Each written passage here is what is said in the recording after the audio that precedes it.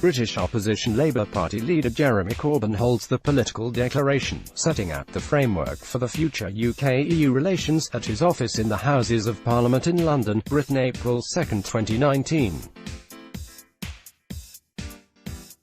Photo credit, Stefan Russo, Reuters. In the United States, many felt the line had been crossed when President Donald Trump asserted that it's disloyal for Jews to vote for Democrats because the party has lawmakers who have used anti-Semitic and anti-Israel rhetoric. His remarks Tuesday and Wednesday on this theme prompted an avalanche of condemnations from Jewish organizations, many of whom said Trump had invoked anti-Semitic tropes about dual loyalty. Some critics were especially incensed when the president clarified that Jews who vote for Democrats are being disloyal to Jewish people and disloyal to Israel, as if he could presume to tell them how good Jews vote.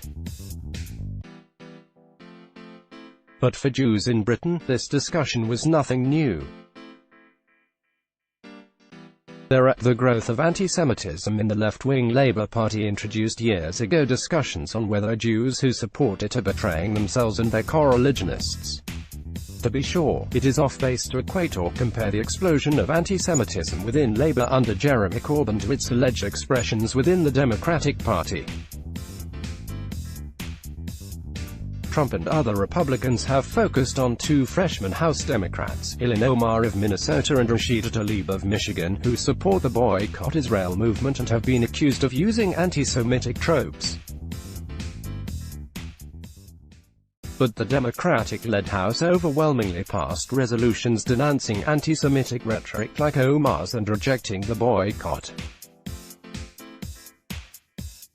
By contrast, Corbyn, a far-left politician who was elected to lead Labour in 2015, is himself accused of promoting anti-Semitism, though he denies this. A British watchdog group, in a digital dossier that ran to 15,000 pages, documented hundreds of Labour members and officials promoting anti-Semitic views.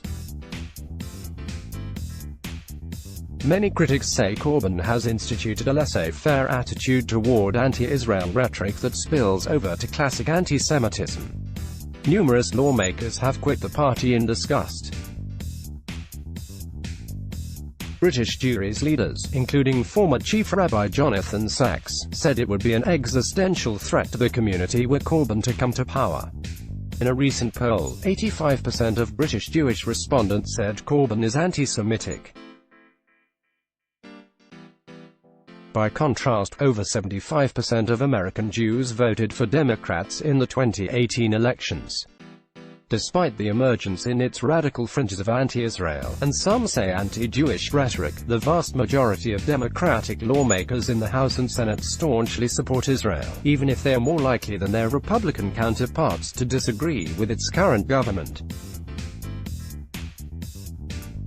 Still, British Jews understand better than most that the growth of anti-Semitism on the left is a problem, and that American Jews should not be complacent about it, according to David Hirsch, a senior lecturer at Goldsmiths, University of London and an expert on left-wing anti-Semitism. Corbyn for years had been a backbench outlier inside the Labour Party, Hirsch noted. When he hosted Hamas and Hezbollah officials in Parliament in 2009 and called them his friends, for example, he was dismissed as an entrenched radical with views so extreme they could never become influential within Labour, which was then still the political home for most British Jews.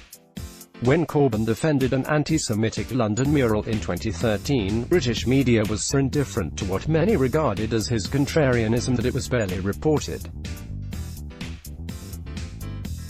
But Corbyn arguably has made this worldview party policy after becoming its leader thanks to a combination of factors, including a polarizing debate about globalization and Britain's relationship with Europe. In Labour, Corbyn wasn't in charge, and that's the analogy, Hirsch said, meaning the prominence of first-term lawmakers Omar and Tlaib. The point is not that this phenomenon appeared on the fringe, but that we should not let it become mainstream. The mainstreaming of anti-Semitic rhetoric within Labour's ranks ushered in a debate within the Jewish community and beyond on whether it was ethical, sensible and, yes, loyal for Jews to continue to support Labour. The Conservative cabinet minister Sajid Javid angered some Jews when in a Rosh Hashanah greeting last year, wrote that when British Jews are feeling under threat from Corbyn, all decent people must stand together and celebrate our Jewish community. To critics, the implication was that Jews who support Labour aren't decent.